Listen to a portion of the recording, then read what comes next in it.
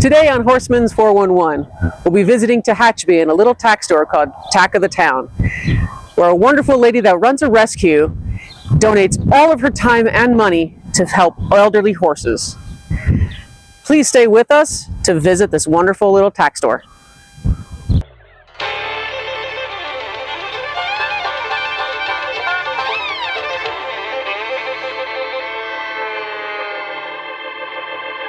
Well, we're coming to your city. Gonna play our guitars and sing you a country song. We'll all be flying higher than a jet airliner. And if you want a little bang in your yin yang, come along. Yeah, we're coming to your city. All right, we are here with Amanda Hansen with Tack of the Town, and we're doing an interview with her today with her beautiful little shop she has here that supports her rescue. So today it is all about her. So what made you want to open the shop? Well, I had started Tehachapi Valley Horse Rescue in 2019, and I'm always looking for ways, to make the nonprofit more sustainable. And one of those ways is, cash flow, where I'm not having to beg for donations constantly. Our little town up here didn't have a tack store, and in fact, there's not really a dedicated used tack store within probably 150 miles. Which is weird because it is a horse area. It is, and so to me, it just made sense. So in 2020, during COVID, when everybody was sitting at home cleaning their houses, all the horse people got done cleaning their houses, and they started cleaning their tack rooms. And they said, "Hey, Amanda, times are really uncertain right now, but we really like what you're doing with the horse rescue. We want to support that. So we don't have liquid cash to give you, but here's this tack. So maybe you can take this tack and sell it and turn it into cash flow for the horse rescue." And I've always loved used tack and shopping and thrifting for used tack, so Nice. It kind of made sense. I was home from work because of the COVID shutdown, and so that's kind of what I started doing. I started working toward finding a place where we could put all these awesome donations and let them be seen by the public, and then let that revenue support the rescue. That's nice. That's nice. And just coming in here, you see there's a lot of stuff. So obviously it's doing well for you right now. Yeah, it is. We actually have a storage unit on site as well that has things in it. We've been really well supported by the public. And I've been in this area about 20 years. And so I like to think that people know, what I do for the animals. And I have a reputation for assisting people when they need it, assisting animals when they need it. And so the people here in the Tehachapi area have been very generous. That's helpful. That's a big deal. Yeah. Is everything here donated, or is it half of it on consignment? How do you do that? So everything that's not a saddle has been donated.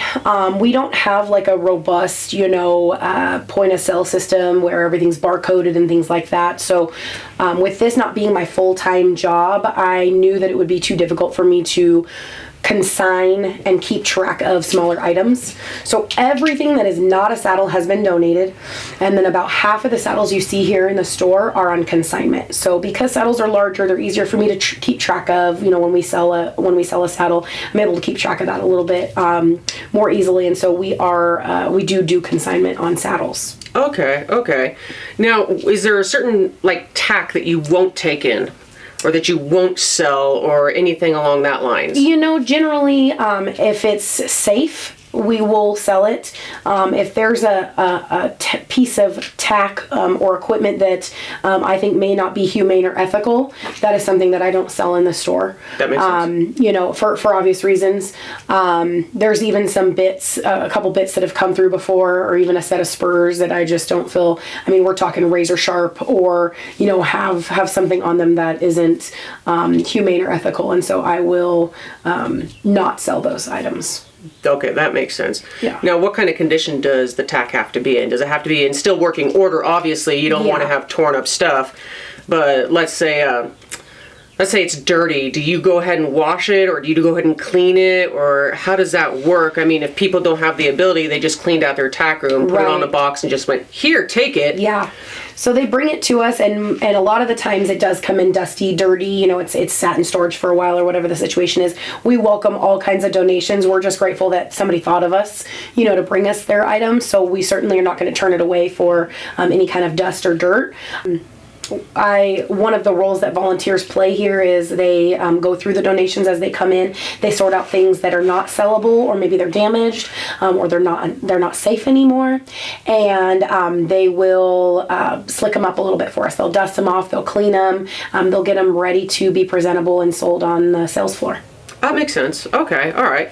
And how long have you been? Has your rescue been in business? I shouldn't say in business. That's okay. Yeah, we incorporated with the state in 2019. Okay. August of 2019, and that was when it became official. I mean, I've always been involved in animal rescue. I've always taken in horses, especially older horses, that needed a soft landing, but I became an official nonprofit in August of 2019.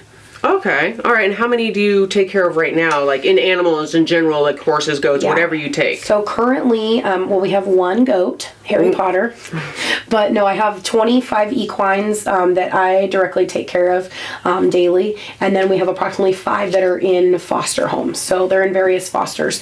One's kind of in a forever foster. We have one that is being brought back from a stage of emaciation. And then we have other horses that are just in foster care, kind of getting more socialized, and they're just waiting to kind of go through the process and be ready to be rehomed.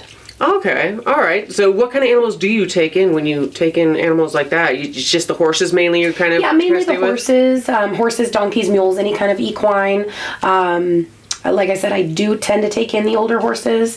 I don't have access or funding for any kind of training as far as, you know, having a young 2 or 3 year old come in and then sending them for saddle training.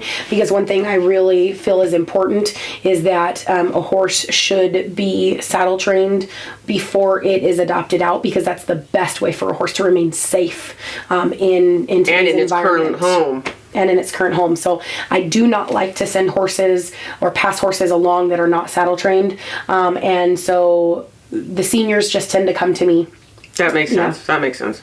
And then all the money that you get from here just basically goes to feed all your animals. Correct. So feed, all farrier. of the revenue, because we are volunteer based, all of the revenue, obviously we cover our overhead here. We cover the utilities, the rent, the insurance, things like that. And then anything over and above that, any profit that we see goes directly into the general fund of the horse rescue to provide for feed, farrier, vetting, and any other expenses that come up, like fixing fence and things like that. Oh, nice. And the other people that work here, are they volunteer based as well? Everyone's volunteer? Yes, everyone's volunteer based. I mean, I'm considered the president and the founder, but I am volunteer as well. Yep. We don't have any paid employees or any paid board members, anything like that. Wow, that is amazing. Yeah.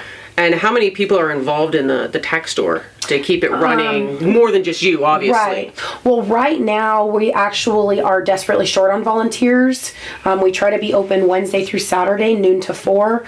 But, you know, everybody is so busy. You know, all these wonderful women that do come in and volunteer for us, they want to still have time to ride their horses, especially when it's so beautiful out. Mm-hmm. And so we are still looking for volunteers to pick up shifts on Wednesdays, actually any day of the week, because ideally I would love to have more than one person staffing the store. You know, if it's not just for having that camaraderie and that friendship here when you're working, you know, I'd love to have someone maybe in the back room sorting through donations, maybe someone doing some tack cleaning and tagging, and then someone running the register. Yeah, because it's got to be pretty hard for you to be here and then also at the rescue, taking care of the animals. I mean, you know, here, obviously, you're trying to make the funds to take care of the rescue, where you're trying to also be at the rescue to take care of the animals the funds are helping with. And then I do work full time outside of the rescue as well, and have my husband and my kids, and so there's a lot going on and a lot to it. And so I do welcome any help I get.